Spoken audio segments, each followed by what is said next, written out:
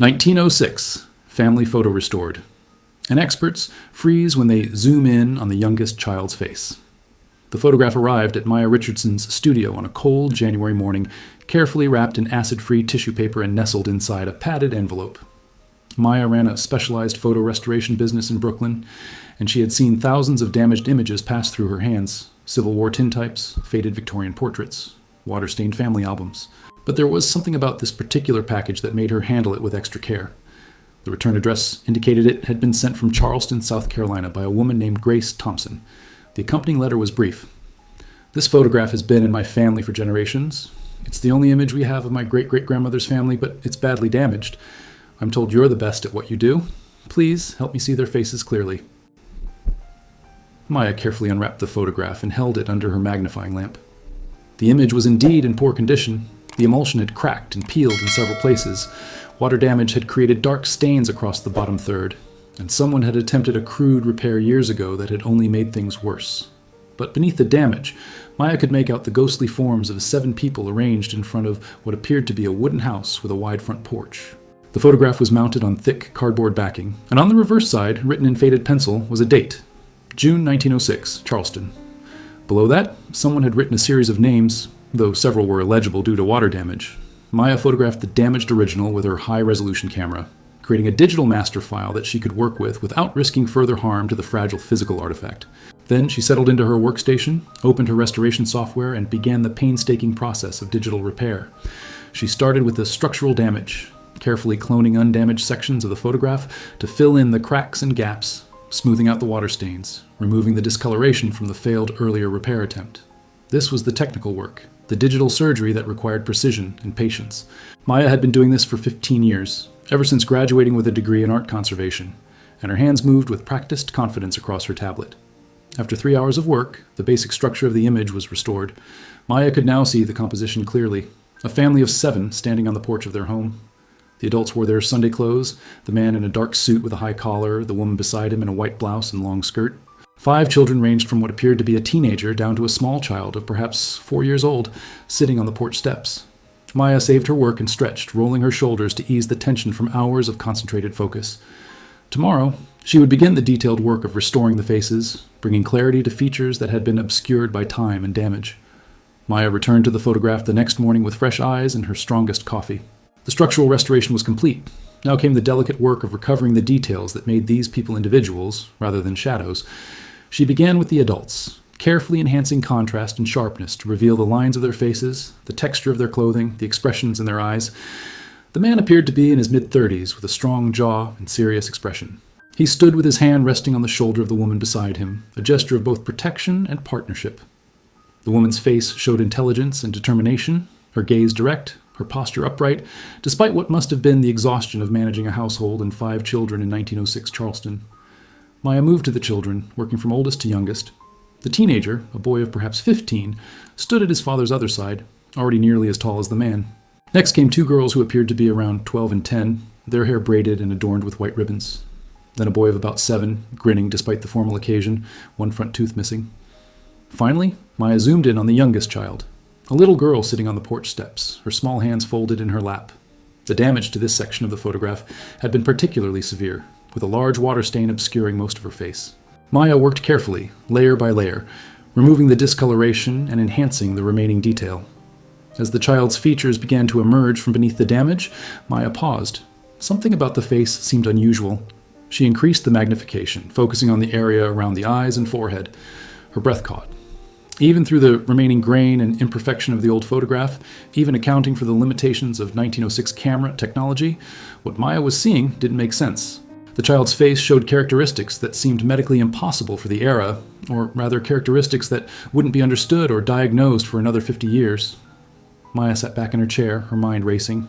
She had restored thousands of photographs, seen every kind of facial feature and physical characteristic that human genetics could produce. But this was different. This was something that the family in 1906 wouldn't have had words for. Something that would have made this child stand out in ways both remarkable and potentially dangerous in the segregated South. She picked up her phone and called Dr. James Wright, a colleague who taught medical history at Columbia University. James had helped her before, when historical photographs showed signs of medical conditions, providing context and confirmation for what the images revealed. "James, I need you to look at something, Maya said when he answered. I'm working on a photograph from 1906, and I think I'm seeing signs of a genetic condition in a child's face. But if I'm right, this condition wasn't even identified until the 1950s. Dr. James Wright arrived at Maya's studio that afternoon, his curiosity evident.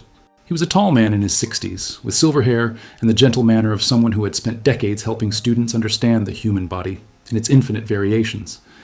Maya had the photograph displayed on her large monitor, zoomed in on the child's face. James leaned forward, studying the image carefully. Maya watched his expression change from casual interest to focused attention, then to something like astonishment. "You're seeing what I'm seeing?" Maya asked. James nodded slowly. "If this photograph is authentic and unaltered, and I assume you've verified that, then yes, I'm seeing clear markers of Waardenburg syndrome. Look at the distance between the inner corners of the eyes, what we call dystopia canthorum. And here, do you see this lighter patch in her hair? That would be the characteristic white forelock. But most striking of all," he pointed to the child's eyes, and Maya leaned in closer. "Even through the limitations of the old photograph, even with the remaining imperfections in the restoration, the difference was visible. One eye appeared darker, consistent with the deep brown common in African Americans, but the other eye was distinctly lighter. Not brown, but a pale blue or gray that created a startling contrast. Heterochromia," James said quietly. "Complete heterochromia iridis, different colored eyes. Combined with these other features, it's almost certainly Waardenburg syndrome type 1. Maya felt a chill run down her spine. But Waardenburg syndrome wasn't identified until 1951. This photograph is from 1906. "The condition has always existed," James explained, pulling up a chair. "Petrus Johannes Waardenburg was simply the first to recognize it as a distinct genetic syndrome and publish research about it. Before that, people with these characteristics were just considered unusual or, in some cultures, marked by God or cursed. For a black child in the segregated South in 1906, looking this different from other members of her community," he trailed off, the implications clear. Maya thought about what life must have been like for this little girl. The heterochromia alone would have been startling. Light eyes in a black child, one light and one dark, creating an appearance that would have seemed impossible to people who didn't understand genetics. Add the white forelock, the distinctive facial spacing, and this child would have been unmistakably different. "In 1906, how would people have understood this?" Maya asked. James shook his head. "They wouldn't have. They might have thought she was partially albino, or that she had some white ancestry that manifested in unusual ways. Some might have viewed her with suspicion or fear. Others might have considered her special, blessed, or cursed, depending on their beliefs. And in Charleston, with its rigid racial hierarchies and segregation laws, a black child who looked different in this particular way." He paused. "It would have been complicated, potentially dangerous." Maya returned to her computer and pulled up the letter from Grace Thompson. "The woman who sent me this photograph said it's of her great-great-grandmother's family. She's trying to learn more about them. Should I tell her what we found?" "Absolutely," James said firmly. "This is part of her family's story. But more than that, this could be historically significant." Maya spent the rest of the afternoon completing the restoration, working with new understanding and care now that she knew what she was looking at. She enhanced the details of the child's face carefully, making the distinctive features visible without exaggeration. When she finished, the little girl's face was clear. The wide-set eyes with their striking difference in color, the white streak in her dark hair, the small, serious expression that suggested a child who had already learned she was different. Maya printed 2 copies of the restored photograph, one for Grace Thompson and one for her own files. Then she sat down to write an email, choosing her words carefully. "Dear Ms. Thompson, I have completed the restoration of your family photograph. The image was severely damaged, but I was able to recover most of the detail. However, during the restoration process, I discovered something significant about the youngest child in the photograph. The little girl shows clear physical characteristics of a genetic condition called Waardenburg syndrome, which affects pigmentation and facial structure. This condition wasn't medically identified until 1951, so your ancestors in 1906 wouldn't have had a name for what made this child different.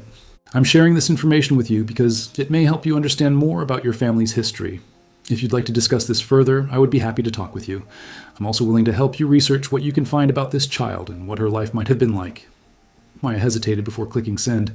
She was about to tell a stranger that their ancestor had a genetic condition, information that might be surprising or even distressing. But Grace had asked her to help see the faces clearly, and this was part of that truth. She sent the email, then packaged the restored photograph carefully for shipping. 3 days later, her phone rang. The caller ID showed a Charleston area code. "Ms. Richardson? This is Grace Thompson. I received your email about my great-great-grandmother's family photograph." Grace's voice was warm but emotional. "I've been staring at the restored image for 2 days. The little girl with the different colored eyes, that's my great-great-grandmother. Her name was Sarah." Maya's heart skipped. "The child in the photograph grew up? Do you know anything about her life?" "That's why I'm calling," Grace said.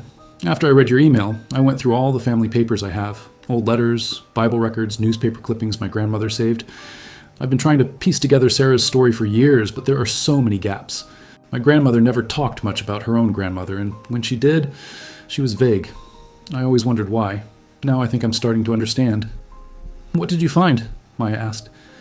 Grace took a deep breath. "I found a letter from 1924, written by Sarah to her daughter, my great-grandmother. In it, she talks about being different all her life, about people treating her with fear or fascination. She mentions a woman named Clara who protected her as a child and taught her everything. I never understood what that meant before, but now? Now you know Sarah had Waardenburg syndrome," Maya finished. "And in 1906, Charleston, that would have made her very vulnerable. Ms. Richardson, would you be willing to help me find out more? About Sarah, about this Clara who protected her, about what Sarah's life was really like? I have so many pieces, but I can't fit them together on my own." 2 weeks later, Maya stood in the arrivals area of Charleston International Airport, holding a sign with Grace Thompson's name. She had decided that this story was too important to research from a distance. Grace had invited her to Charleston, offering to share all the family documents she had collected and to introduce Maya to the city where Sarah had grown up. Grace emerged from the crowd, a woman in her early 50s with warm eyes and her great-great-grandmother's high cheekbones. They recognized each other immediately, and Grace pulled Maya into a hug. "Thank you for coming," Grace said. "I know you didn't have to do this. Restoring the photograph was your job. This is something more." "This is history," Maya replied, "and I want to help you find it." They drove into Charleston as the afternoon light turned golden, past the elegant historic homes and live oaks draped with Spanish moss. Grace pointed out landmarks as they passed. The old Slave Mart Museum, Mother Emanuel AME Church, the neighborhoods that had been the heart of Black Charleston in the early 20th century. "The house in the photograph doesn't exist anymore," Grace explained. "It was torn down in the 1950s during urban renewal. But I know the street it was on, and I've been researching what the neighborhood was like in Sarah's time." Grace's home was a modest bungalow in North Charleston, filled with family photographs spanning 5 generations. She had converted her dining room into a research center with a large table covered in organized stacks of documents, a computer, and a whiteboard covered with notes and a hand-drawn family tree. "I've been working on this for 3 years," Grace said, gesturing at the organized chaos. "Ever since my mother died, and I inherited all the family papers she'd been keeping. I always knew our family had interesting stories, but I didn't realize how much history was hidden in these documents." She pulled out a cardboard box and carefully lifted a stack of letters wrapped in ribbon. "These are from Sarah. She wrote them to my great-grandmother, her daughter between 1924 and 1948. Sarah died in 1952, when my grandmother was just a teenager. By then, she wasn't talking much about the past anymore. My grandmother said Sarah became quiet in her later years, like she was tired of remembering." Maya took the letters carefully, aware she was holding pieces of Sarah's voice from across the decades. The handwriting was clear and educated, each letter dated and addressed with care. Grace pulled out another document, a small leather-bound book with a broken clasp. "This is what made me reach out to you in the first place. I found it in my mother's things after she passed. It's some kind of journal or record book written by someone named Clara Bennett. It covers the years 1902 to 1928, and Sarah is mentioned throughout. But it's not just a diary. It's full of medical observations, descriptions of treatments, records of births and deaths in the community. I think Clara must have been a midwife or healer." Maya opened the journal carefully. The pages were filled with neat, precise handwriting, each entry dated and detailed. She flipped through randomly and found an entry from August 1906. "Sarah continues to thrive despite the talk among some families. Her eyes and hair make her a curiosity, but she is bright and quick to learn. I have convinced her mother to keep her close to home until she is older and stronger. The world is not always kind to those who are different." Maya and Grace spent that evening going through Clara Bennett's journal systematically, reading entries aloud and taking notes. The picture that emerged was of a remarkable woman who had served Charleston's black community as a healer, midwife, and informal physician for nearly 3 decades. Clara had been born in 1870, the daughter of formerly enslaved people who had learned herbal medicine and midwifery during slavery and passed that knowledge to their daughter. By 1902, when the journal began, Clara was 32 years old and had established herself as someone the community trusted with their most vulnerable moments: births, illnesses, deaths. The first mention of Sarah appeared in June 1906, the same month as the family photograph. Delivered Ruth's 5th child today, a girl they named Sarah. The birth was straightforward, but the child's appearance is unusual. Her eyes are 2 different colors, one dark like her parents', one pale blue like I have never seen in a colored child. There is also a white streak in her hair at the crown. Ruth is frightened, wondering if her baby is cursed. I assured her the child is healthy and whole, just different. I have read of such things in my medical books, though I do not have a name for this particular condition. Your great-great-grandmother was born in 1906, Maya said, looking up from the journal. This entry is from her birth. Grace nodded, tears in her eyes. Clara was there from the beginning. She knew what Sarah was facing, even as an infant. They continued reading. Clara's entries over the following months showed her watching Sarah's development carefully, noting that the child was meeting all normal milestones, sitting up, crawling, responding to sounds and voices. But Clara also recorded the community's reactions. People are talking about Ruth's unusual child.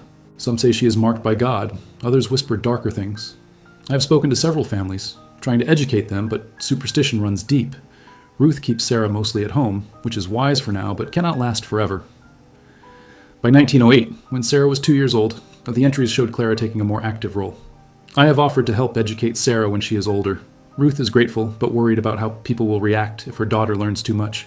I reminded her that knowledge is the best protection we can give our children, especially children who will face extra scrutiny for being different. Maya noticed a pattern in the entries. Clara wrote about other children in the community, their illnesses, their growth, their families. But she returned to Sarah again and again, with a level of detail and personal investment that went beyond medical observation. Clara became Sarah's protector, Maya said. She saw something special in her and decided to shield her from the worst of what she would face.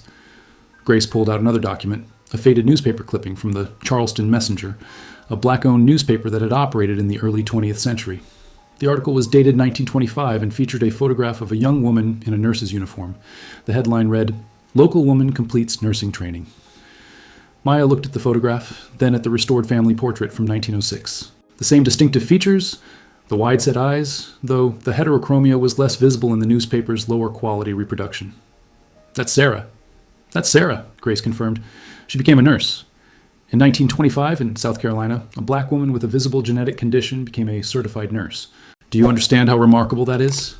The next morning, Grace took Maya to the Charleston County Public Library, which housed an extensive collection of historical records and archives related to the city's African-American community.